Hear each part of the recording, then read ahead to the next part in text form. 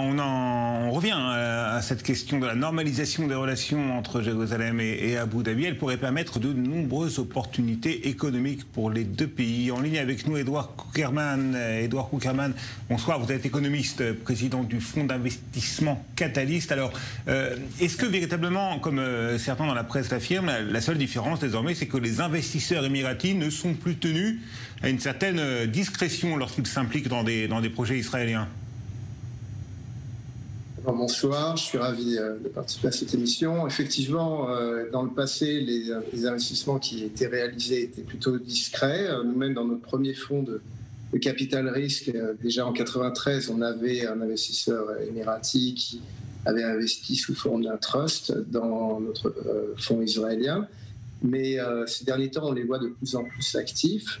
Mais pour la première fois, on peut effectivement avoir des relations formelles. Il y avait évidemment des relations de coopération au niveau de la sécurité, de la cyber security et quelques investissements, mais là ça devient une approche qui est publique et ouverte, et c'est vrai que depuis l'annonce on est approché de part et d'autre par des investisseurs des Émirats, et moi j'ai la chance de partir dans 10 jours là-bas pour essayer de nouer des relations stratégiques et à long terme avec des investisseurs locaux.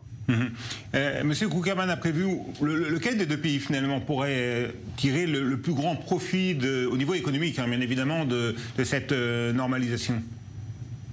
Je pense que les deux parties ont beaucoup à gagner. D'abord, il y a une vraie crise, par exemple à Dubaï, qui dépend beaucoup du tourisme. Et on dit que 70% des sociétés à Dubaï sont en situation difficile ou en quasi-dépôt de bilan.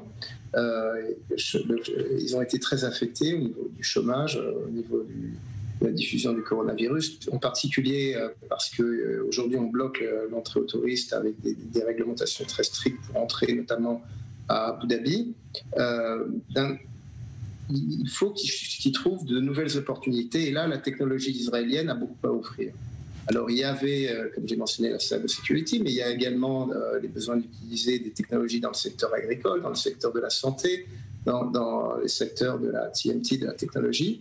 Et de ce fait, il y a un grand intérêt de la part des acteurs locaux de découvrir les meilleures technologies israéliennes.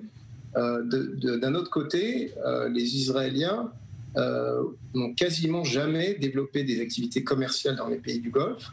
Il y a très peu d'investisseurs dans les fonds, par exemple, qui viennent des pays du Golfe. On a aujourd'hui le grand acteur majeur, c'est les États-Unis. Numéro 2, c'est la Chine. La Chine a été un acteur très important sur ces 7 dernières années. Mais c'est vrai qu'avec les difficultés qu'on a en Israël d'accueillir des investisseurs étrangers avec la crise du Covid, ça nous ouvre une porte très importante et très intéressante pour essayer d'attirer des investisseurs des pays du Golfe. Edouard Cukierman, économiste et président du fonds d'investissement Catalyst, merci beaucoup d'avoir répondu à nos questions ce soir.